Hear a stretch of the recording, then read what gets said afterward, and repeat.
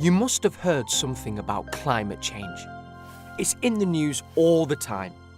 Lots of people think it's really important. But what actually is it?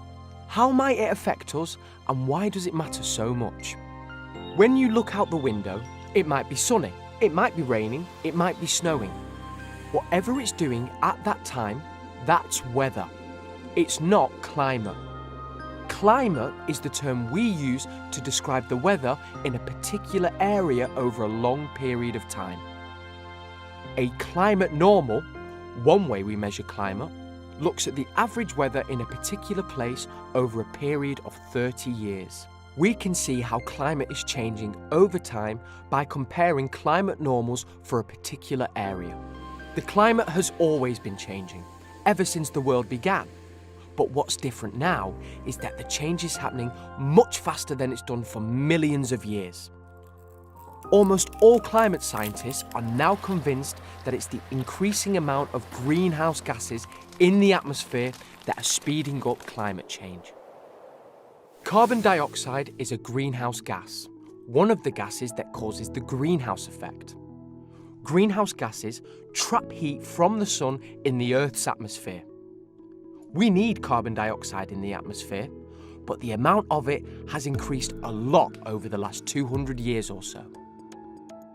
That's because since the early 1800s, humans have been burning lots of fossil fuels, coal, oil and gas, which all release carbon dioxide into the air when they're burned.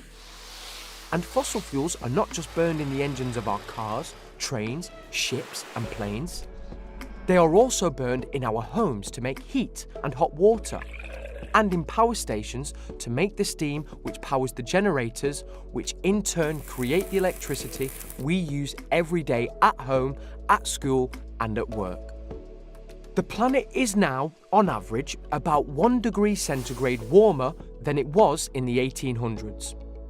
That might not sound like much, but it's having a big impact. Major storms, floods and droughts are all becoming increasingly likely in different parts of the world. And as more ice melts from the Arctic, Antarctic and from the glaciers in mountain ranges, sea levels are rising, threatening low-lying islands and even coastal cities around the world. In 2015, the world's leaders agreed at the UN summit in Paris to try and limit the average global temperature increases that take place by 2100.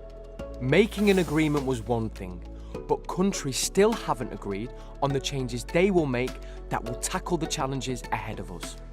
So, whilst our leaders argue about the best ways to combat climate change, what can we all do to make a difference? Well, fortunately, there's a lot. First, think about your home. If you're leaving lights on when you don't need them, turn them off. Switch off electrical appliances at the wall.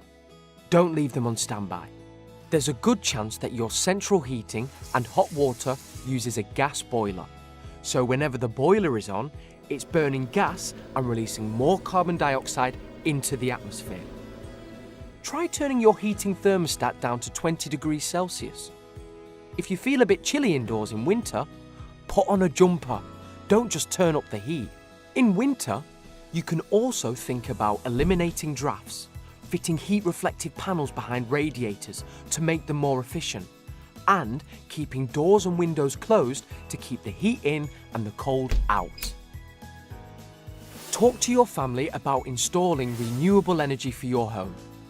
You can use solar heating panels to make hot water and photovoltaic panels to generate electricity.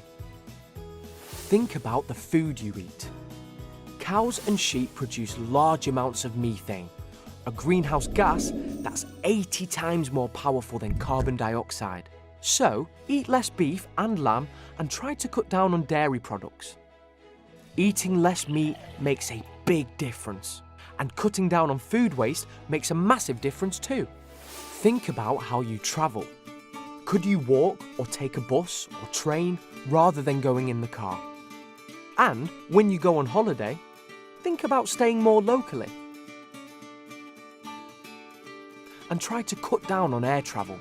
Every passenger on a long-haul return flight puts over a ton of carbon dioxide into the atmosphere through burning jet fuel. But that's not all you can do. Spread the word and make sure everyone you know is doing their bit too. And if you really want to make sure more is done to reduce our impacts on the environment, write to the government to ask them to do more to combat climate change. We need to reduce our carbon emissions to zero as soon as we can, preferably by 2030 if possible. No one can tackle climate change by themselves, but if we all work together, we can do this.